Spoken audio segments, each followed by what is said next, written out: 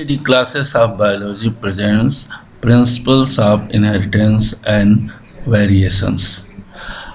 This is the third part of the video of this chapter, and first two part I have already posted. So in this video, I will discuss the two major points, major topics of this chapter: mutations and the genetic disorder. So let's start. The first topic is mutation. What is mutation? Permanent inheritable change in the phenotype of organism due to change in its genetic makeup or genotype is called mutation. As we know that genes are responsible for the inheritance of character. Any change in the gene or in chromosomes may affect the phenotype of the organism. So such type of changes which are permanent and inheritable are called mutations. Mutation leads to variation among the organism. Mutations may be beneficial, may be harmful, but useful mutations, the variations which are useful for the organisms may lead evolution also. So mutation leads variation, variation leads evolution. And what is mutagen? Mutation causing agent is called mutagen. And those chemicals of either physical rays or chemicals which may cause mutation, which may change the genotype, chromosome structure is called mutagen. Example: radiations like X-ray, UV ray, etc. Here a look of type of mutations are given. You can see mutation is divided into two types, and the classification, the basis of classification is the change in the part of inheritatory unit. Like if change is taken place at the level of gene, then it is called gene mutation. It is, and another is the called chromosomal mutation. It means the change is taken place in the chromosome. And gene mutation may be further divided into point mutation and frame shift mutation. The basic difference between point mutation: in point mutation, in a gene, as we know that in later chapter, in sixth chapter of this genetics, molecular basis of genetics, वहाँ पे हम लोग पढ़ेंगे कि कैसे जो है codon amino acid को कोड करते हैं. लेकिन यहाँ पर उस कॉन्सेप्ट को थोड़ा सिंप्लीफाई वे में ये बताना चाहूँगा कि जो कोडान्स होते हैं 3 बेस प्रेजेंट होते हैं, and a set of 3 base decide the nature of the amino acid. Point mutation में क्या होता है कि if any base is changed, यानी सपोज ए की जगह पर टी आ जाए, यू की जगह पर ए आ जाए, या जो भी हो, अगर 3 बेस का सीक्वेंस है, अगर हम सपोज एग्जांपल के लिए ले लें ए ट्रिपल ए, और ट्रिपल ए अगर एमिनो एसिड A1 को कोड कर रहा है, तो उसी में अगर ए की जगह पर बीच में हम यू प्लेस कर दें, AUA, तो अनदर एमिनो एसिड कोड होगा A2, और इस एक बेस के चेंज की वजह से एमिनो एसिड चेंज हो जाएगा, और एक एमिनो एसिड चेंज होने की वजह से उस पूरे प्रोटीन का नेचर चेंज हो जाएगा. तो इस पॉइंट म्यूटेशन में एक बेस का चेंज होता है, इसको डिटेल में अभी हम लोग पढ़ेंगे. फ्रेम शिफ्ट म्यूटेशन, ये पॉइंट म्यूटेशन का रीजन क्या होता है? चेंज होता है यूरिन प्यूरिन से या प्यूरिन प्यूरिन से, जो भी हो, जो चेंजेस होते हैं. इसका एग्जांपल है sickle cell anaemia, phenylketonuria. Frame shift mutation में क्या होता है कि जो एक सीक्वेंस होता है कोडान्स का, अगर उसमें से किसी एक हम बेस को चेंज कर दें, चेंज का मतलब डिलीट कर दें, या उसको हम एक बेस एक्स्ट्रा ऐड कर दें, तो उसके बाद के जितने अमीनो एसिड्स है पूरी की पूरी शिफ्ट ही चेंज हो जाती है. पूरी की पूरी जो है वो चेंज हो जाती है अमीनो एसिड की, एंड इस तरह से जो प्रोटीन पूरी तरह से इनएक्टिव हो जाता है. नाउ क्रोमोसोमल म्यूटेशन में क्या होता है? Chromosomal mutation is of 2 types. ये म्यूटेशन या तो नंबर में चेंज हो जाए या स्ट्रक्चर में चेंज हो जाए, और जो नंबर में चेंज होता है उसको हम फर्दर एनुपलाइडी और यूपलाइडी के नाम से जानते हैं। तो लेटर इसके बाद हम लोग इसके ऊपर डिटेल में डिस्कस करेंगे। तो इसके बाद से आते हैं हम लोग जीन म्यूटेशन पर। जीन म्यूटेशन में जो है अभी आप देखा आपने कि gene mutations are of two types, point mutation and frame shift mutation. Now what happen in the point mutation? Point mutation arise due to change in a single base pair of DNA, यानी जो एक base के ही change हो जाने से एक amino acid का nature change हो जाता है और पूरा प्रोटीन अपने फंक्शनल स्टेज में नहीं रह जाता है, तो वो तो इनएक्टिव हो जाएगा या डिफॉर्म हो जाएगा। तो ये change in the single base pair में change amino acid which leads mutation, example phenylketonuria and sickle cell anaemia. अभी हम लोग इसके बारे में सिकल सेल एनीमिया के बारे में आगे पढ़ेंगे, तो लेटर इसके बाद से इसके ऊपर डिटेल डिस्कशन होगा। Now frame shift mutation. Frame shift mutation में जैसा कि बताया कि कोडान्स की एक चेन होती है, अगर एक अमीनो एसिड को हम डिलीट या ऐड कर दें तो क्या होगा, जो अमीनो एसिड का सीक्वेंस है जहाँ से चेंज हुआ उसके बाद अमीनो एसिड का पूरा सीक्वेंस चेंज हो जाता है। Now chromosomal mutation. Chromosomal mutation में arise due to change in either number और स्ट्रक्चर ऑफ क्रोमोसोम। क्रोमोसोम्स के ऊपर जीन होते हैं, जीन्स कैरी कैरेक्टर्स, यानी क्रोमोसोम की संख्या अगर बढ़ जाए तो जीन की संख्या बढ़ जाएगी, एक्स्ट्रा कैरेक्टर्स विल अपीयर, या अगर कम हो जाए क्रोमोसोम की संख्या तो कैरेक्टर्स विल लेस। तो in both the condition the character will be change, phenotype will be change. This is included in the chromosomal mutation. तो ये तो नंबर के बेस पे रहा, लेकिन अगर स्ट्रक्चर में भी कोई चेंज हो जाए, कोई पार्ट डिलीट हो जाए, कोई पार्ट ऐड हो जाए, कोई पार्ट सीक्वेंस रिवर्स हो जाए या ट्रांसलोकेशन हो जाए, तो उसमें भी जो है कैरेक्टर्स फिनोटाइप चेंज हो जाते हैं। तो क्रोमोसोमल म्यूटेशन में क्या होगा, या तो नंबर या तो उसके स्ट्रक्चर में चेंज हो जाएगा। अब यहाँ पर देखते हैं कि mutation due to change in the number of chromosomes and it is broadly divided into two category, aneuploidy and euploidy. What happened in the aneuploidy? In the aneuploidy, one or two chromosomes may cause aneuploidy. मतलब aneuploidy में क्या होगा कि एक या दो chromosome जो है वो डिलीट या ऐड हो जाएंगे। अब इसको यहाँ नीचे हम देखते हैं कि अलग अलग कंडीशन में क्या होता है। मोनोसोमी में क्या होगा, अगर वन क्रोमोसोम्स डिलीट हो जाए, जैसे ह्यूमन बींग्स में 46 क्रोमोसोम्स होते हैं और उसमें से एक क्रोमोसोम डिलीट हो जाए तो टोटल नंबर ऑफ क्रोमोसोम्स हो जाएंगे 45। तो इसको हम लोग कहते हैं मोनोसोमी। ये 2n-1 मैथमेटिकली रिप्रेजेंटेड है 2n-1, यानी डिप्लॉयड कंडीशन में 46 क्रोमोसोम्स होंगे, एक क्रोमोसोम कम हो जाएगा, तो इस कंडीशन को हम कहते हैं मोनोसोमी। नलीसोमी में अगर दो क्रोमोसोम्स अगर हम डिलीट हो जाते हैं तो पूरा एक पेयर क्रोमोसोम्स क्या होगा, ख़त्म हो जाएगा, तो क्रोमोसोम की संख्या 44 होगी। इसको हम लोग कहते हैं नलीसोमी, यानी nullisomy is the condition in which 2 chromosomes are deleted. Now what happen in case of the euploidy? It is इसमें क्या होता है, सेट ऑफ क्रोमोसोम्स में भी डिलीटेड आर एडेड। जैसे कि हम जानते हैं कि जो सेल्स होते हैं हैप्लॉइड होते हैं या डिप्लॉयड होते हैं। अगर गैमेट्स जनरली हैप्लॉइड होते हैं और जो वेजिटेटिव सेल्स होते हैं वो डिप्लॉयड होते हैं। अगर इसमें क्रोमोसोम्स किसी वजह से जो नॉन डिस्टिंक्शन की वजह से सेपरेट नहीं हो पाते हैं जो है, तो क्या होता है कि जो है इनकी जो पोलाइडी है वो चेंज हो जाती है, वो ट्रिप्लॉइड, 3n, 4n, 5n ऐसे हो जाते हैं। तो इनको हम कहते हैं हैप्लॉइड, यानी n सेट ऑफ क्रोमोसोम्स।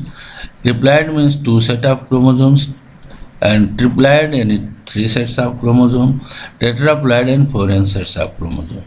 तो such conditions are more common in the plants. तो इसका जो चेंज है, जो यूप्लॉइडी का रीजन क्या है कि जो क्रोमोसोम में जो चेंज, स्ट्रक्चरल चेंज है, सॉरी ये न्यूमेरिकल चेंज था, now the structural change. Structural change के क्या कारण होते हैं? अभी देखिए यहाँ से जो हम लोगों ए और बी पढ़ा है ये न्यूमेरिकल चेंज की वजह से था। यहाँ पर क्या है, now I am going to discuss mutation due to structural change in the chromosome. तो स्ट्रक्चरल चेंज में ए पार्ट में बी डिलीटेड आर एडेड, या it's sequence, the sequence of gene will be reversed at the genes position हम दो homologous chromosomes के बीच में जो jeans के अगर एक्सचेंज हो जाते हैं, ट्रांसलोकेशन हो जाते हैं, तो ये 4 रीजन्स है, deletion, addition, translocation and inversion, जिसके द्वारा स्ट्रक्चरल चेंज होते हैं क्रोमोसोम्स के अंदर and the leads mutation. Okay, now another topic is pedigree analysis. What is pedigree? तो पेडिग्री क्या होता है? हिस्ट्री ऑफ ए फैमिली और फैमिली ट्री. जैसे अगर 2 या 3 या उससे अधिक जनरेशन के जो भी इंडिविजुअल्स हैं उनको एक चार्ट में दिखाया जाए, उनकी हिस्ट्री को शो किया जाए, तो उसको हम लोग कहते हैं पेडिग्री. एंड पेडिग्री एनालिसिस क्या होती है? अगर उस चार्ट में हम लोग स्टडी करते हैं तो pattern of inheritance of a specific trait. So the analysis of the distribution of traits in progeny of a family is called as pedigree analysis. And how the characters are inherited from one generation to other generation, these are studied in the human beings. The pattern of inheritance in human can be studied with the help of pedigree only because controlled crosses are not possible in human. जो plant के ऊपर जैसे हम लोग cross करा लेते हैं, animals के ऊपर क्रॉस करा कर रिजल्ट ले लेते हैं, ह्यूमन बींग्स में it is too much difficult. So human beings में जो है, ह्यूमन जेनेटिक्स में यूजुअली पेडिग्री एनालिसिस यूज़ करते हैं हम, और ये पता करते हैं कि जेनेटिकल कोई भी डिसऑर्डर है, how it is inherited from one generation to other generation. Pedigree analysis में 2 मेन प्रिंसिपल होते हैं, एक होता है प्रोबेबिलिटी और एक होता है एलिमिनेशन. प्रोबेबिलिटी में क्या होता है कि हम जीनोटाइप एक गेस करते हैं और उसमें से रॉन्ग वन को डिलीट करते हैं and finally we get the correct answer. Pedigree analysis में कुछ here some points are given. If male and female progeny are equally affected by traits. यहाँ पे इसको डिस्कस करने से पहले मैं एक चीज़ बताना चाहूँगा कि पेडिग्री एनालिसिस में ये चूँकि प्रैक्टिकल्स का मेनली सब्जेक्ट है, तो उसमें क्या होता है कि जो 3 चीज़ें हमें फाइंड आउट करनी होती है कि वेदर द ट्रेट, जो भी ट्रेट है वो डोमिनेंट है या रिसेसिव है, सेक्स लिंक्ड है या ऑटोसोमल है, और उसके बाद उसे जीनोटाइप्स को हम लोग फाइंड आउट करते हैं. तो यहाँ पे कुछ पॉइंट्स दिए गए हैं जिसके बेस पर हम इस चीज़ को आसानी से पता कर सकते हैं. If male and female progeny are equally affected by traits, यानी जो पेरेंट जनरेशन के बाद जो नेक्स्ट जनरेशन कमिंग जनरेशन है उसमें अगर मेल और female both bears the characters, equal amount of characters are, equal number of individuals are, male और फीमेल इक्वल हैं नंबर अफेक्टेड डिजीज से, तो वो ऑटोसोमल होगा. पहला पॉइंट. दूसरा पॉइंट कि अगर इस तरीके का नहीं है तो इसको जो है ये सेक्स लिंक्ड हो सकता है. सेक्स लिंक का एक और तरीका है फाइंड आउट करने का, वो है criss cross. Sex link characters criss cross में ये जो है ट्रांसफ़र होते हैं. उसके बाद से if all the genes have affected traits then till it will be dominant, otherwise it will be recessive. अगर जो ट्रेट्स हैं, अगर इफ़ ऑल द जनरेशन है, मतलब जैसे first generation, second generation, third generation, अगर तीनों जनरेशन में अफेक्टेड इंडिविजुअल्स हैं तो it means the trait is dominant, otherwise recessive. तो these are the 2 way by which we can find out whether the trait is recessive or dominant, and autosomal or sex linked. Now the human genetic disorder. Human genetic disorder may be divided into 2 categories. Gene disorder. It is also called Mendelian disorder because its inheritance may be explained on the basis of Mendel's law, and chromosomal disorder. Actually जो gene disorder है इसका reason होता है gene mutation, और दूसरी तरफ आप chromosomal disorder में क्रोमोसोमल म्यूटेशंस होते हैं, यानी क्रोमोसोम के नंबर में या स्ट्रक्चर में, जनरली ह्यूमन बींग्स में जो है वो नंबर में चेंज होते हैं. और यहाँ पर आप देखिए ऑटोसोमल जो डिसऑर्डर है, जीन डिसऑर्डर में भी further divided into 2 category. Autosomal disorder example sickle cell anaemia, phenylketonuria, sex chromosomal disorder example haemophilia, colour blindness. तो यानी ये जो दो कैटेगरीज है जीन डिसऑर्डर में, यानी चेंज तो जीन के लेवल पे होगा। तो जीन्स जो है ऑटोसोम्स में भी प्रेजेंट होते हैं, सेक्स क्रोमोजोम्स में भी प्रेजेंट होते हैं। तो अगर जीन में चेंज हो रहा है और कौन से ऑटोसोमल जीन्स या सेक्स क्रोमोजोमल जीन, तो इस आधार पर इसको दो कैटेगरी में डिवाइड किया गया है। दूसरी तरफ जो chromosomal disorder, it is also divided into autosomal disorder, यानी ये क्रोमोजोम्स में चेंज होगा। अगर ऑटोसोम के क्रोमोजोम्स में चेंज हो रहा है तो this is called autosomal chromosome disorder, जैसे down syndrome example. And if sex chromosome यानी मेल और फीमेल को डिटरमाइन करने वाले जो पेयर होते हैं XX एंड XY, अगर उनमें चेंज हो रहा है, डिलीशन या एडिशन हो रहा है, then this is called sex chromosomal disorder. जैसे इसमें टर्नर सिंड्रोम और क्लिनफेल्डर सिंड्रोम दो मेन सिंड्रोम्स हैं जो अपीयर होते हैं ह्यूमन बींग्स के अंदर। अब हम लोग एक एक करके हम जो भी इसमें डिजीज़ के बारे में, जो भी डिसऑर्डर के बारे में एग्जाम्पल्स दिया गया है, उनके बारे में हम लोग आगे पढ़ेंगे। Now sickle cell anaemia. Sickle cell anaemia क्या है? सिकल एनीमिया मतलब होता है ब्लड की कमी, खून की कमी, लैक ऑफ ब्लड या लैक ऑफ हीमोग्लोबिन। तो this is sickle cell anaemia. What happen in sickle? Sickle मतलब होता है हंसिया, यानी the shape will be just like the sickle, and due to this shape the RBC has less tendency to carry oxygen. So this condition is called anemia, sickle cell anemia. It is an autosomal recessive gene disorder in which the RBC becomes sickle shaped from biconcave disc and carrying less oxygen. इसका मतलब यह है कि पहली point यहाँ पर main है जो है कि ऑटोसोमल रिसेसिव जीन डिसऑर्डर है, इसको समझना होगा। ऑटोसोमल मतलब जीन्स लोकेटेड ऑन ऑटोसोम्स।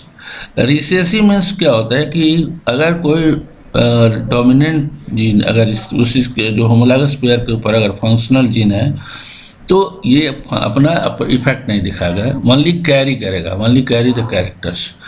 तो इस तरह के जीन डिसऑर्डर में कि जीन्स के अंदर जो चेंज होते हैं तो जो आरबीसी का जो शेप है, जो यूजुअल से बाइकॉन्केव डिस्क शेप होता है, that will be change into sickle shape. And जब सिकल शेप हो जाएगा तो उसके अंदर हीमोग्लोबिन की मात्रा कम हो जाएगी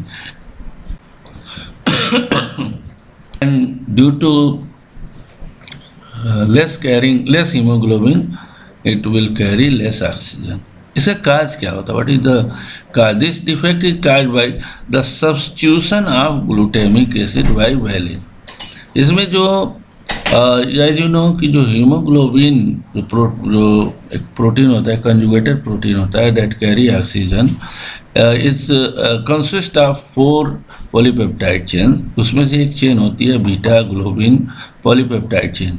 तो बीटा ग्लोबिन चेन में जो 6th पोजीशन पे अमीनो एसिड होता है नॉर्मल कंडीशन में, that is glutamic acid and it is replaced by another amino acid. Due to the mutation, it is replaced by valine. अब इसमें क्यों कैसे इस तरीके का चेंजेस होता है कि ये एक सिंगल बेस सब्स्टिट्यूशन है जिसमें जो 6th कोडॉन नॉर्मल यानी यूजुअल वे में ग्लूटामिक एसिड को कोड करता है, बट आफ्टर द म्यूटेशन के बाद क्या होता है, यहाँ पर आप देख सकते हैं कि जो कोड है GAG is code for glutamic acid, but due to the substitution A is replaced by U and this replacement cause the change of amino acid. It means glutamic acid के जगह पे वैलिन इनकॉर्पोरेट हो जाएगा और एक base के change हो जाने से जो बीटा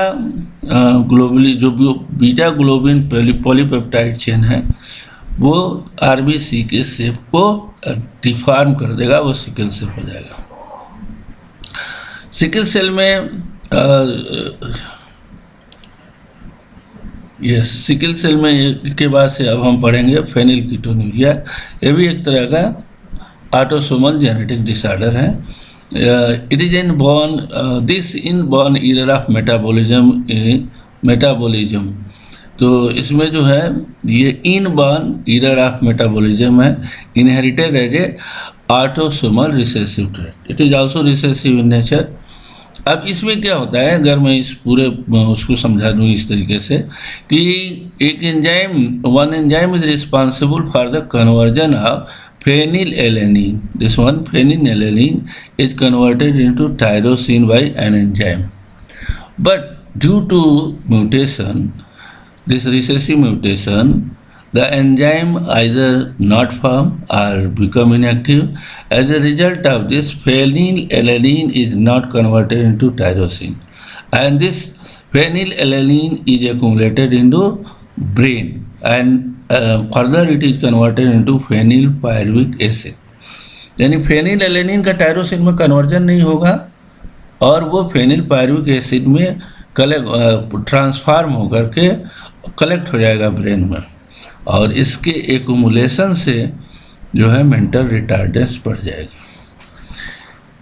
इसके बाद से हम लोग पढ़ेंगे जो क्रोमोजोमल जीन डिसऑर्डर है। अभी तक हमने पढ़ा कि ऑटोसोमल जीन डिसऑर्डर, अब क्रोमोजोमल जीन डिसऑर्डर, यानी जो क्रोमोजोम्स होते हैं उनके जो सेक्स क्रोमोजोम्स होते हैं उनके जीन के लेवल पे अगर चेंज होगा तो इसको हम लोग कहते हैं sex chromosomal gene disorder.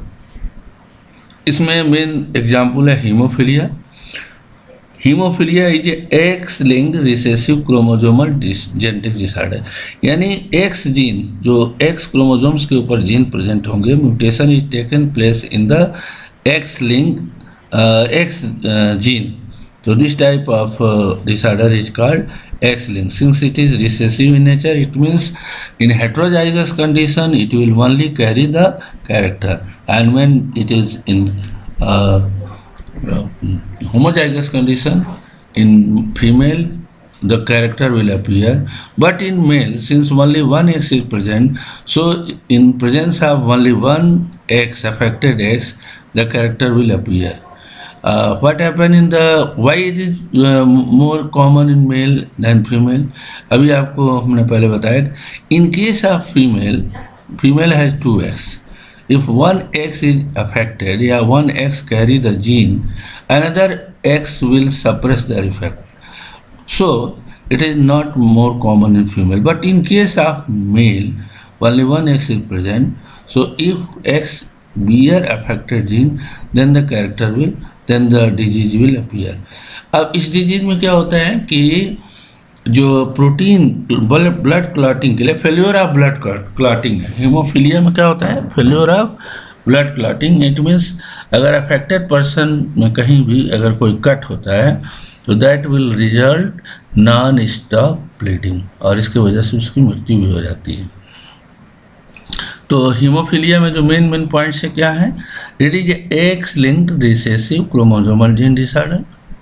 The second thing, it is more common in female than male, it is more common in male than female. And third one is it is a disease in which blood clotting is fail, मतलब blood clotting नहीं होता है और affected person की extra bleeding की वजह से death भी हो सकती है। The next disease is thalassaemia. Thalassaemia is also a anemic disorder. It is a genetic disorder characterized by less oxygen carrying protein hemoglobin and fewer red blood cells in the body than normal. देखिए यहाँ पर अगर हम इसको compare करें thalassaemia को, अगर हम कंपेयर करते हैं सिकल सेल एनीमिया के साथ, तो सिकल सेल एनीमिया में due to change in the shape उसकी जो हीमोग्लोबिन एकोमोडेशन पावर है कम हो जाती है और वो ऑक्सीजन को कम कैरी करता है। बट थैलेसेमिया में क्या होता है कि थैलेसेमिया में जो रेड ब्लड सेल्स होते हैं वही बहुत कम फार्म होते हैं, और रेड ब्लड सेल्स की कमी होने की वजह से हीमोग्लोबिन की मात्रा भी कम हो जाती है और वो ऑक्सीजन को कम कैरी करते हैं। इस डिसऑर्डर में इसका जो सिम्टम्स हैं फैटिगनेस है, वीकनेस है, स्लो ग्रोथ है और एबनॉर्मल स्वेटिंग है। अब इसके बाद से क्रोमोजोमल डिसऑर्डर है। क्रोमोजोमल डिसऑर्डर में भी ऑटोसोमल और सेक्स क्रोमोजोमल होंगे। तो ऑटोसोमल जो क्रोमोजोमल डिसऑर्डर है इसमें एग्जांपल है Down syndrome. It is an autosomal disorder और इसका क्या रीजन क्या है, काज क्या है? It appears in human due to trisomy in 21st autosome. Trisomy it means एक क्रोमोजोम एक्स्ट्रा हो जाएगा। 21st क्रोमोजोम एक पेयर में होगा तो इसमें जो इस डिसऑर्डर में 3 हो जाएंगे, तो टोटल क्रोमोजोम की संख्या कितनी हो जाएगी? 47। इसके जो मेन सिम्टम्स है क्या है? Short stature with a small rounded head, forward tongue and partially open mouth, palm is broad with palm से हाथ में पसीना हमेशा आता रहेगा, retarded physical mental and psychomotor growth. जो इसका डेवलपमेंट होगा फिजिकल, साइकोमोटर और मेंटल डेवलपमेंट वो रिटार्डेड हो जाएगा। तो इसमें जो मेन पॉइंट्स है क्या है? Trisomy of the 21st chromosomes. इसके बाद से the next one is the Turner syndrome. अब जो रेस्ट दो सिम्टम्स हैं टर्नर और Klinefelter syndrome, these are the examples of the sex chromosomal disorder. तो टर्नर सिंड्रोम में क्या होता है? It is called due to absence of a 1X chromosome, that is this condition is called monosomy, यानी 1X क्रोमोसोम लेस होगा, यानी जो XY या XS जो प्रेजेंट होते हैं उसमें से 1X कम हो जाएगा। तो इससे रिजल्टेंट क्या होगा? टोटल क्रोमोसोम की संख्या 45 हो जाएगी। तो इसको हम X0 से रिप्रेजेंट करेंगे। ये फीमेल के अंदर symptom, such females are sterile. ऐसी फीमेल जिनमें ये 1X डिलीट हो जाएगा तो ये फीमेल्स स्टेराइल होती हैं, not able to produce. And इनमें जो ओवरीज होती हैं रूडिमेंटरी होती हैं और सेकेंडरी सेक्सुअल कैरेक्टर्स अपीयर नहीं होते हैं। The next one is the Klinefelter syndrome. Klinefelter syndrome में क्या होगा? ट्राइसोमी होगी, यानी 1 जो क्रोमोजोम्स होंगे, एक क्रोमोजोम 1X क्रोमोजोम मतलब सेक्स क्रोमोजोम जो है एक्स्ट्रा होगा। तो जो इसका जो कैरियोटाइप बनेगा ये डबल ए का मतलब ऑटोसोम, ऑटोसोम प्लस XXY, यानी एक क्रोमोजोम जो है वो एक्स्ट्रा हो जाएगा। अगर ये मेल में है तो XXY होगा, अगर फीमेल है तो XXX ट्रिपल X हो जाएगा। Such individuals are overall masculine development. ऐसे जो जीनोटाइप यहाँ दिखाया गया है इसमें X और Y दोनों हैं, तो ये ओवरऑल तो मैस्कुलिन डेवलपमेंट शो करते हैं, लेकिन इनके अंदर फीमेल कैरेक्टर्स भी अपीयर होते हैं। Tall stature with feminine features, breast development that is called gynaecomastia, poor beard and sterility. So this is all about the chromosomal disorder and also all about this topic, this chapter, principle of inheritance and variation. So thank you very much.